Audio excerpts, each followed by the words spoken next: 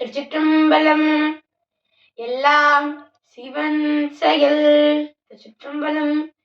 இத்தம்மை அக்கொண்ட எந்தை பெருமான் அருள் தரும் கோர்த்தனாம்பிகை அம்மை உடனாகிய அருமை கைலாயநாத பெருமானின் திருவடித்தாள்களையும் அருட்குருநாத பெருமானின் திருவடித்தாள்களையும் என இந்த செந்நெறியில் ஆற்றுப்படுத்தி வருகிற ஆசிரியர் மக்களின் திருவடித்தாமரைகளையும் அடியார் மக்களின் திருவடித்தாமரைகளையும் மனம் மொழி மெய்களால் வணங்கி மகிழ்கிறேன்.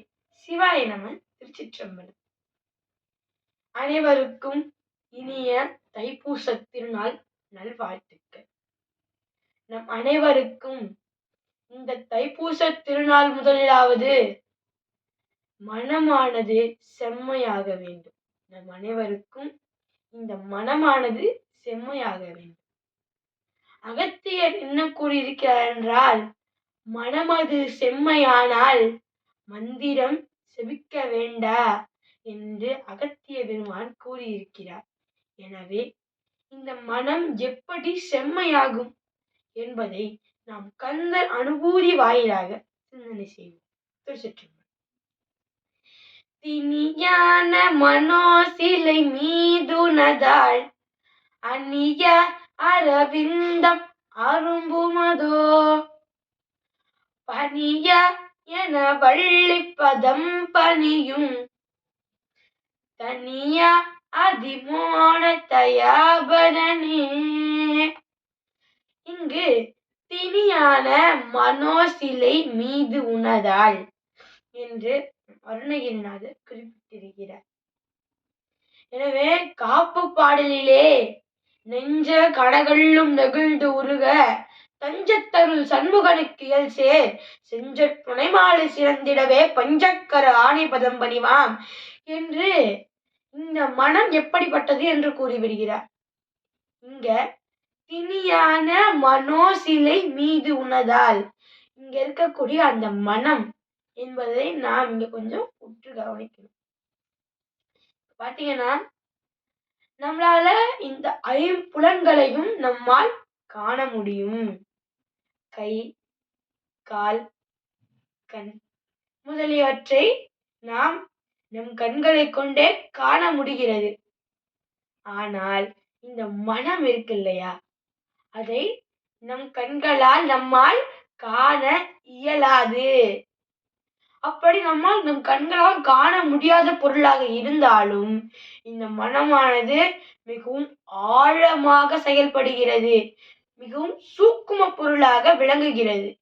இந்த மனத்துடைய வேகத்தை குறிக்கிறது என்றால், இந்த மனமானது காற்றை விட வேகமானதாக இருக்கிறது.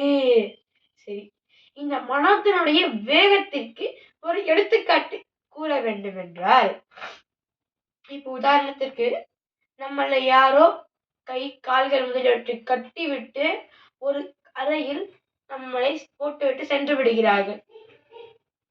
அந்த கை கால்களை கட்டப்பட்டிருப்பவருடைய கை கால்களை மட்டும்தான் மற்றவரால் கட்ட முடியும். ஆனால் அவருடைய மனசை யாராலும் கட்டுப்படுத்த முடியாது, மனதை கட்ட முடியாது, இறைவன் ஒருவனை தவிர. இறைவன் ஒருவனால் மட்டும்தான் அந்த மனதை கட்டுப்படுத்த முடியும். சரி, அப்படி அந்த கைகால்கள் கட்டப்பட்டிருந்தாலும் அந்த கைகால் கட்டப்பட்டிருக்கு இல்லையா, அவருடைய மனதானது அந்த ஈட்டை இட்டு வெளியே சென்று வரும். இந்த உலகம் முழுவதுமே வலம் வரும். அந்த மனதை நினைச்சா உடனே வெளிநாட்டுக்கெல்லாம் செல்லலாம், அமெரிக்கா செல்லலாம், அல்லது இன்னும் பல நாடுகளுக்கு செல்லலாம். எங்கிருந்து கொண்டே அந்த 4 செவற்றுக்குள்ள இருந்து கொண்டே இந்த மனமானது எங்கெங்கோ செல்லும். சரி, அடுத்ததாக மிகப்பெரிய செல்வந்தர்கள்லாம் இருப்பார்கள், நிறைய செல்வங்கள் வைத்திருப்பாங்க. அவங்களையெல்லாம் நம்ம பார்க்கறதுக்கு நம்ம அனுமதி வாங்கி அதுக்கு நிறைய நாட்கள் காத்திருந்தால்தான் நம்மால் அவர்களை பார்க்க முடியும். ஆனா இந்த மனம் இருக்குல்ல, அதுக்கெல்லாம் அனுமதியே வாங்க வேணாம். ஒரு நொடியில் நினைச்சா போதும், அந்த செல்வந்தை கிட்ட நம்ம பேசுற மாதிரி பாவிக்கும். அந்த செல்வந்தை கிட்ட நம்ம கை கொடுத்து பேசுற மாதிரி பாவிக்கும். அந்த செல்வந்தர் நம்மோட மிகுந்த நட்புடையவராக இருக்கிறார் என்று கூட பாவிக்கும் இந்த மனம். இந்த மனமானது ஒரு நொடிக்கு எவ்வளவு சிந்திக்கிறது என்று நமக்கு தெரியுமா? அவ்வளவு இந்த மனமானது சிந்தித்துக் கொண்டே இருக்கிறது. அப்படி இந்த மனமானது தொடர்ந்து சிந்தித்துக் கொண்டே இருந்தால் உடல் ஆரோக்கியம் கெட்டு போய்விடும். இப்படி சிந்தித்துக் கொண்டே இருந்தால் ஒரு நாள் உறக்கம் இல்லாமல் இருந்தா நமக்கு உடல் ஆரோக்கியம் கெட்டு போகும். உறக்கம் இல்லாமல் பைத்தியமாவது போல் நமக்கு இருக்கும். எப்போ இந்த மனமானது நிறைய சிந்தித்துக் கொண்டே இருந்தால் இது போலதான் நமக்கு இருக்கும். சரி, இப்ப ஒரு வெங்காயம் இருக்கிறது. அந்த வெங்காயத்தில் அப்படி நாம் பிரித்து கொண்டே இருந்தால் அது வருந்து கொண்டே இருக்கும். அதே போல்தான் நம் மனதிலும் நம்முடைய எண்ணங்கள் எல்லாம் அடுக்கடுக்காக பதிந்து கொண்டே இருக்கிறது. சரி, நாம் நமக்கு விரும்பிய செயல் ஒன்றை செய்கிறோம் அல்லது ஒன்றை நினைக்கிறோம் என்றால் அந்த செயலானது நம்முடைய ஆழ் மனதில் சென்று பதிந்துவிடும். இந்த மனம் எப்போ செயல்பட்டாலும் அந்த ஆழ் மனதில் பதிந்ததை கொண்டே செயல்படும். அதனால்தான் முன்னோர்கள் எல்லாம் சொல்லுவாங்க, நல்லதை நினைக்கணும். நல்லதை நினைத்தால்தான் அது நம் ஆழ் மனதில் சென்று பதியும். இந்த மனம் செயல்படும் போது நல்லதை கொண்டே செயல்படும். அதனால்தான் இக்காலத்திலே கூறினார்கள், என்ன சொன்னாங்க? எண்ணம் போல் வாழ்க்கை. அது மட்டுமல்லாமல் சுவாமி விவேகானந்தர் கூறுகிறார், நீ என்ன ஆக வேண்டும் என்று எண்ணுகிறாயோ அதுவாவே ஆகிவிடுவாய். நீ என்ன ஆக வேண்டும் என்று நினைக்கிறாயோ அதுவாகவே ஆகிவிடுவாய். எனவே நாம் நம் மனதை சுகமாக வைத்துக் கொள்ள வேண்டும். அப்படி சுகமாக வைத்துக் கொண்டால் நாமும் சுகமாக இருப்போம். அது எப்படி முடியும் என்றால், இறைவன் மீது, எல்லாம் வல்ல பரம்பொருளான சிவபெருமான் மீது இந்த மனதை செலுத்தி மனதை கட்டுப்படுத்தணும். யார் மேல? இறைவன் மேல. இந்த மனதை எல்லாம் எங்கேயும் அலைபாய விடாமல் இறைவனுடைய திருவடி மேல இந்த மனதை செலுத்தினால் நாம் கட்டுப்படுத்த வேண்டும் என்ற அவசியம் இல்லை. பெருமானே கட்டுப்படுத்தி விடுவார். அதனால்தான் ஞானிகள் மற்றும் யோனிகள் எல்லாம் செயற்கரிய செயல்களை செய்கிறார்கள்.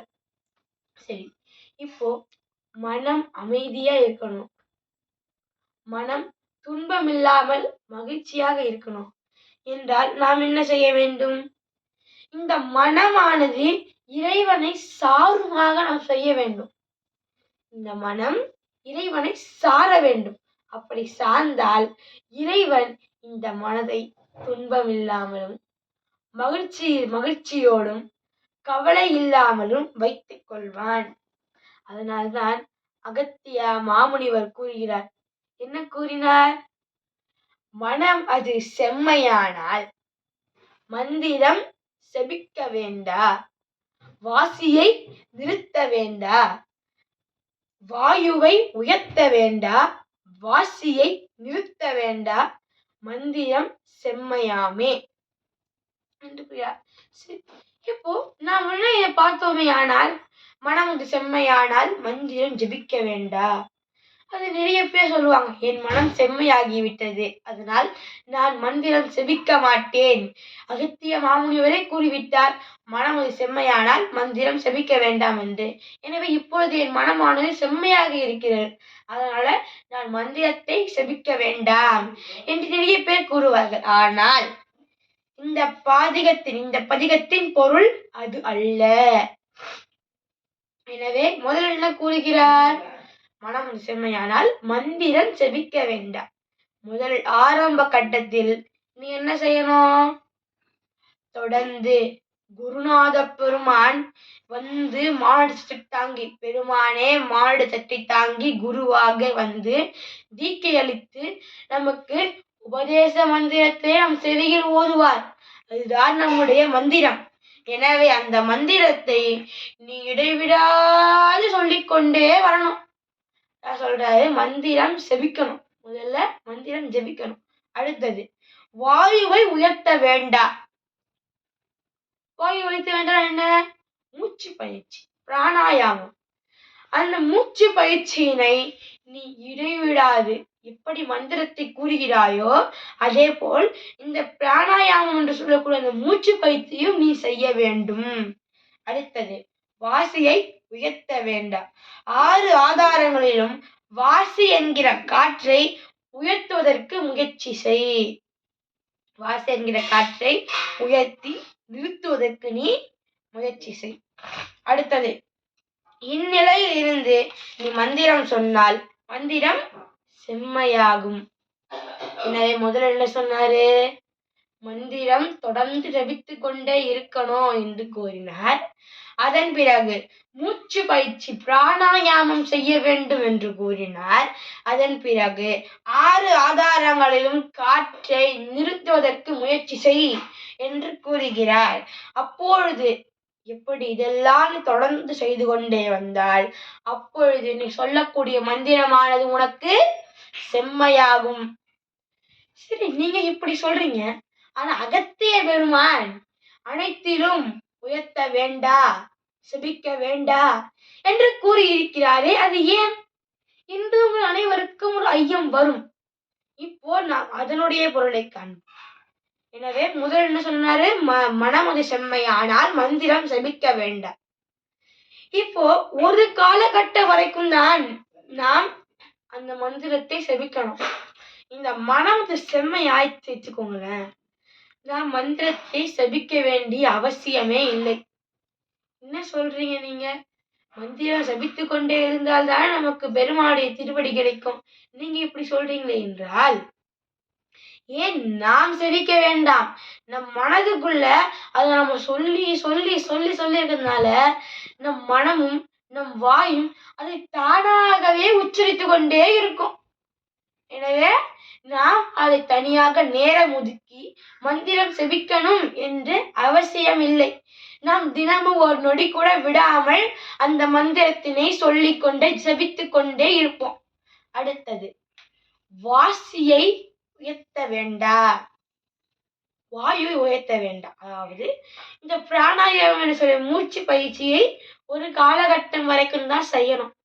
அதுக்கப்புறம் செய்யவே வேணாம். ஏன்னா நம்ம மூச்சு இழுத்து இழுத்து விடும் பொழுதே அந்த மூச்சு பயிற்சி நடப்பது போல் நமக்கு நம் உடல்நிலை மாறிவிடும்.